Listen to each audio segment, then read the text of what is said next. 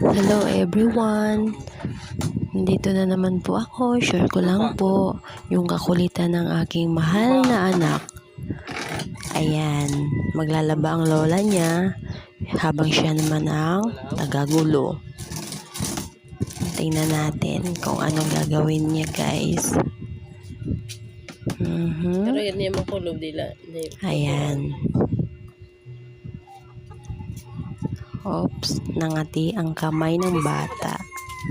After, punta siya ng, ayan, silip sa labas. Gusto niyang lumabas.